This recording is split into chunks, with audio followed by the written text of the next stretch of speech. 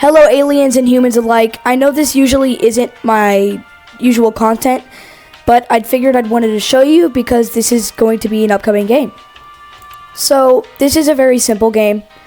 It is a mining / automation game, and basically I'm going to show you all the features I have done. So right off the bat, you see I have money, stored items, you see a bunch of these ore veins, and you see I have a stack in my inventory. These are all really important. So without further ado, let's show you all these features. So right off the bat, you see a bunch of these ores. These are all really important, and you mined them by punching them. And I'm going to add an animation, obviously. But listen to these sounds.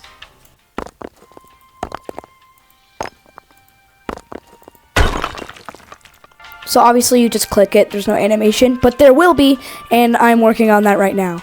But yeah, you can see that if you hover over it, there is details. It tells you the rarity of the ore and what the ore is.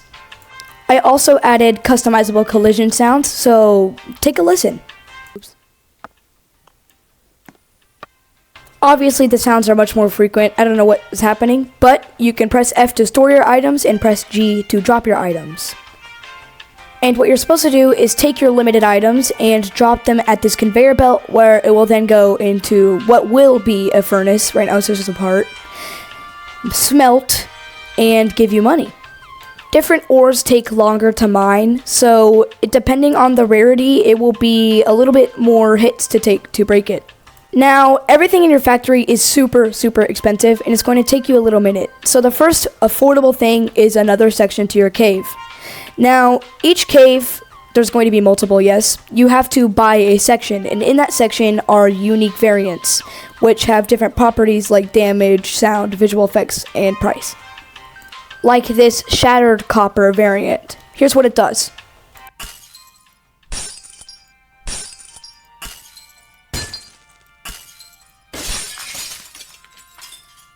So there you go, shattered copper. So as you saw there, shattered copper damages you when you click it, and it will have a couple ranges between how many clicks you're going to have to do to break it. And the basic premises of unlocking parts of your factory is some factory buttons will depend on you buying a cave, which forces you to go out and explore the world and collect materials as you go. You also have storage management because you have very limited storage. And my favorite part is this. As you see, copper goes in and an ingot comes out. Now this basic system took me hours to make, and I'll tell you why. So opening the copper ore model, you see many things like max hits, hits left, and bits. Bits is basically the parts that disappear and come back when it's able to be mined again with the respawn time. Right there, it says ore ID, which is the building block of this whole system. Without that, nothing would work. It is so important that both the ore drops, the ingots, everything has an ore ID. It tells the game that the dropper needs to drop this specific type of ore, that the copper ore needs to drop the copper drop, and even more. It's basically holding this game together. So as you can see, inside of the copper drop, it has an ore ID. Now the ore ID says copper. So does the ore ID inside of the copper ore itself and the miner. And I'm going to explain to you or demonstrate what I'm trying to say. So I'm breaking this copper, and the ore ID inside the copper tells the game that whichever one of the drops has the same ore ID is what will come out of the copper. So as you can see here, I have the smelter and the dropper.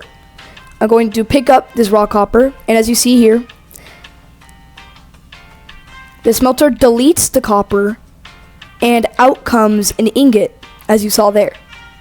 So what the smelter does, in less than a second by the way, is removes the drop, reads the ID, and spawns the corresponding ingot that has the same ID.